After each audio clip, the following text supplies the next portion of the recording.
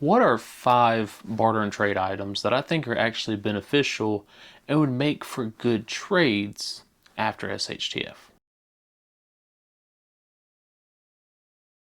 Hey guys, Titan Preparedness, welcome back to the channel. Over the last couple weeks, we have been on a barter and trade kick. I released a video on the rules of barter and trade and a video on the barter and trade items that I think are kind of dumb. So, because I've been crapping all over barter and trade, let's discuss some barter and trade items that I think would actually be good and actually be beneficial during an SHTF event. The first one is very simple. It's very useful.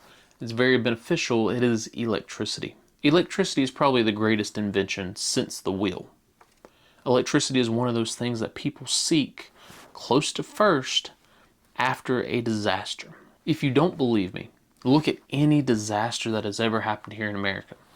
Hurricanes, floods, tornadoes, bad storms, snowstorms. The first thing that people are seeking out is electricity. They want their power back on as soon as possible. And one way they could do it is by plugging a generator up into their house, or at least into their devices. Now, it is very difficult to trade electricity. I can't give you 1 kW, I can't give you 20 kW, and you go off on your merry way. So how would you trade electricity after SHTF? One way is by having a generator. Now, if I'm not using my generator, I'm going to go find a way to make money off of it. And in an SHTF scenario, that money might be food, it might be bullets, it might be guns, but I could trade that generator off, or I could trade the use of that generator off. Now, this would have to be done in a small knit community.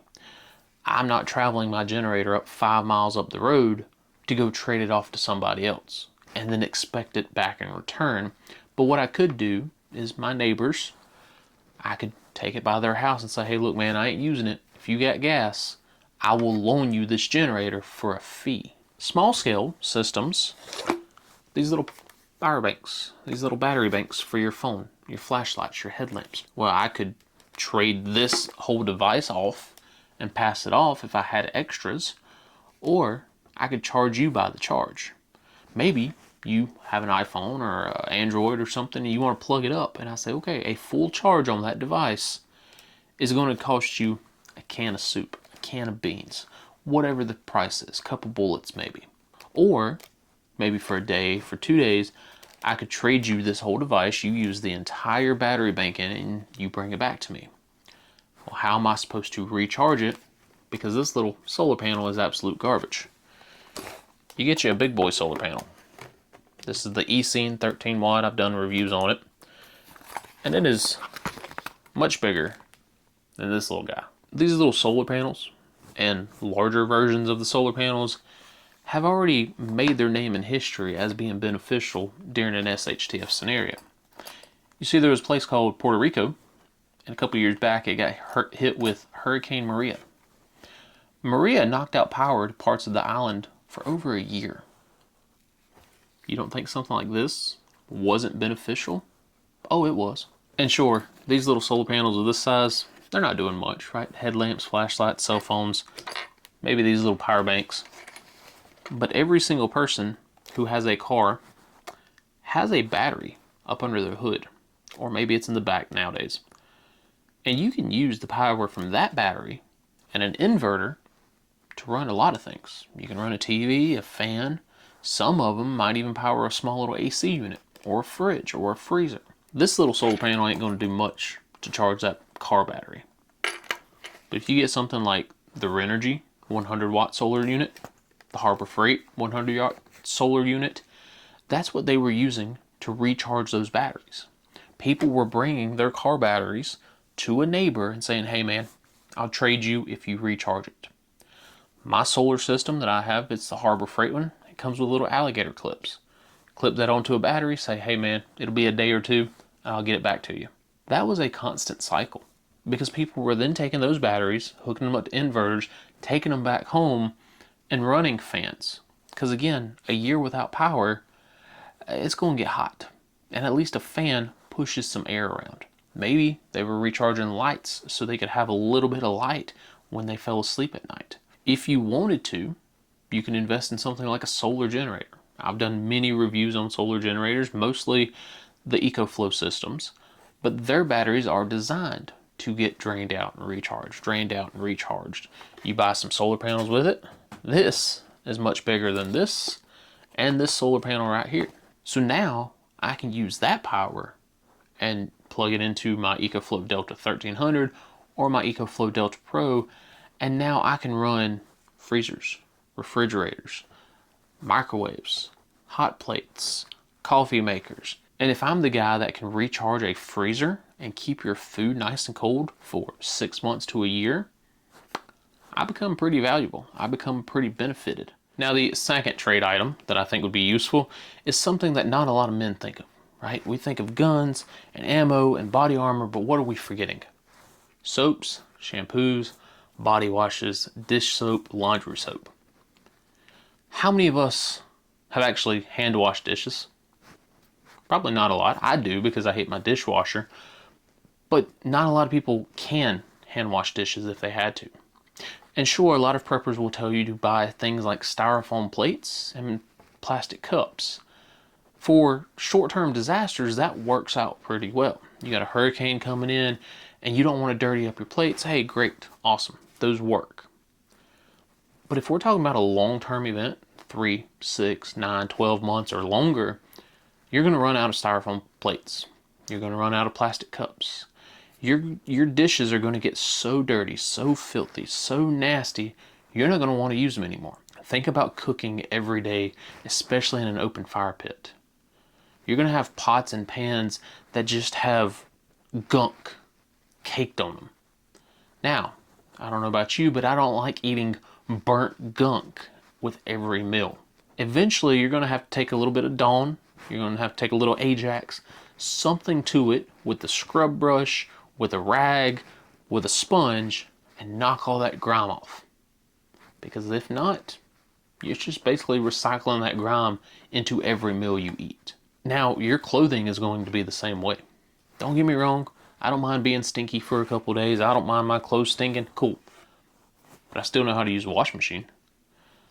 Eventually, your clothes are going to get so bad, full of sweat, full of salt from your body, full of dirt, that they are going to start breaking down. They teach you in the Army that your clothing is your first defense to both bacteria, any viruses that are out there, and the elements. Because if you are wearing the same dirty, nasty clothes and you ain't used a washing machine in forever, you ain't even rinsed your clothes off with a hose pipe, that material cannot do what it's supposed to do, which is protect your body. It's going to start being useless. It's going to start tearing, and now you have to fix your pants because you refuse to wash them. Now you have to learn to sew because you refuse to wash them. And again, you can go toss them in a creek, toss them in a river, but it's not going to do enough. Your body is the same way. Think about it, right? Most people maybe take showers every day, some every other day. Some people, if we're doing field exercise or some shit, maybe once every 3 or 4 days. But when an event happens, you're not going to have that luxury. It's going to be a creek bath, a pool bath, a whore bath, right?